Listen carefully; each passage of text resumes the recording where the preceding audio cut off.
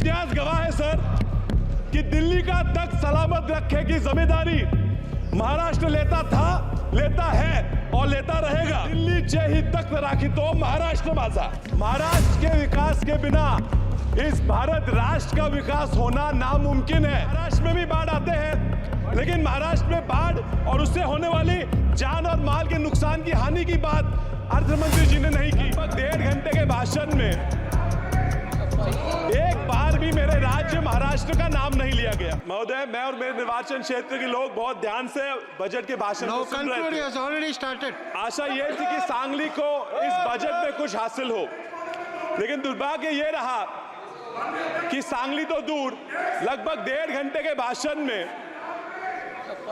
एक बार भी मेरे राज्य महाराष्ट्र का नाम नहीं लिया गया।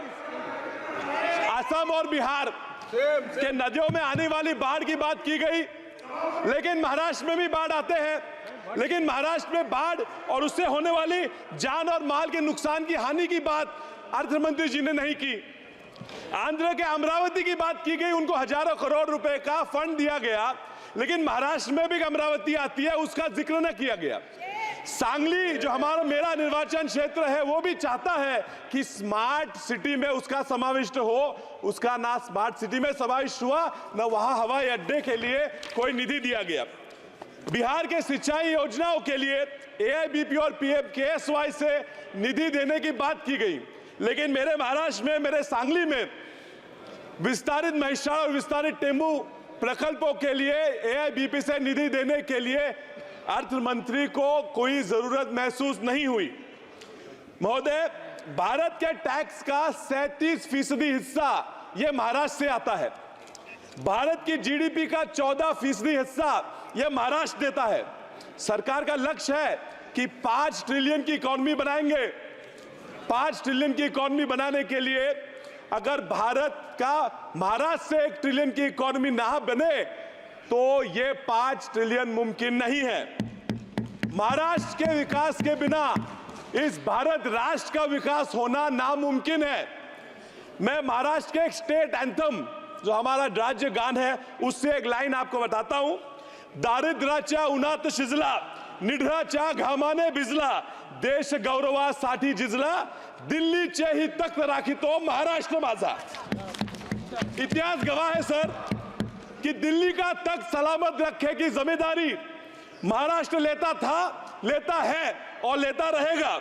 फिर चाहे वो आर्थिक हो, सामाजिक हो, साहित्यिक हो या राजनीतिक हो। ये जो सरकार बनी है, इसको सलामत रखने का काम भी महाराष्ट्र ने उनको 17 सांसद देके किया है। अब महाराष्ट्र को हमें भूल जाओ, हमारी तरफ मत देखो, लेकिन उन 17 सांसदों को देख के तो महाराष्ट्र के लिए कुछ तो देना चाहिए था। अभी ये दिख रहे हैं, कुछ सांसद मुस्कुरा रहे हैं, इनको देख के पिक्चर का एक गाना याद आता है, तुम इतना जो मुस्कुरा रहे हो, क्या गम है उसको छुपा रहे हो।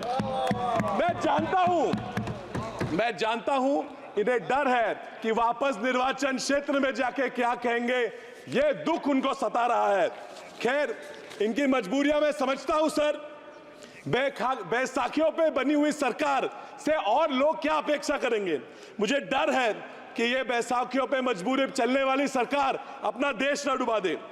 सर, राज्यों की बात छोड़ते हैं, सामान्य लोगों की अपेक्षाओं पे क्या क्या किया ये मैं पूछता हूं। MSP को लीगलाइज करने की बात की, ये इन्होंने नहीं की। लोगों का कर्जा, किसान कर्जे से मर रहे हैं, कर्जा माफ करने की मांग की, वो दखलंदाज कर दी। महंगाई सीमित रखने के लिए तो इन्होंने कुछ किया ही नहीं। सर, EPS में 7,000 रुपए मासिक पेंशन देने की बात हुई, वो इन्होंने नजरअंदाज कर दी। भूमिहीन किसानों को भी सम्मान योजना में, PM सम्मान योजना में समाविष्ट करने की बात की, वो भी उन्होंने ठुकरा दी। सर, फर्टिलाइजर हो, सीड हो, उस पे लगने वाला GST भी इन्होंने माफ नहीं किया। मनरेगा में 400 रुपए तक मिनिमम वेज बढ़ा दो ये मांग की थी, वो भी उन्होंने नहीं दी। चलिए, नहीं दिया तो नहीं दिया, जो दिया उस पर मैं सर 1 मिनट बात करूंगा।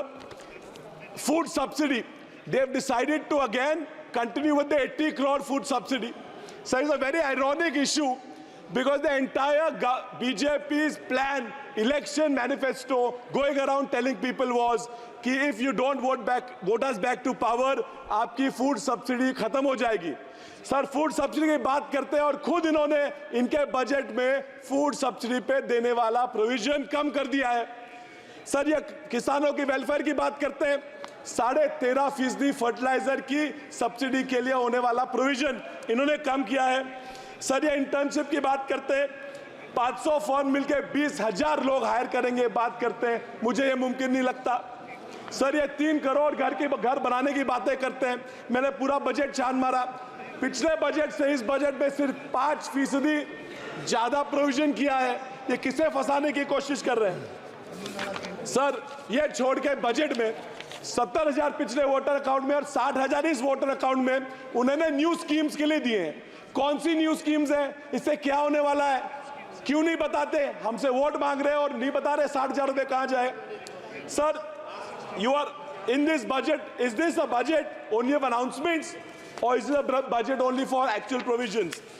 मैं आपको हमारे संत तुकाराम महाराज जी का एक अभंग सुनाता हूं, बोला चीज कड़ी बोला चाच बात जेवून तृप्त कौन झाला। इसका अर्थ यह है कि बातों की कड़ी चावल से किसी का पेट नहीं भरता।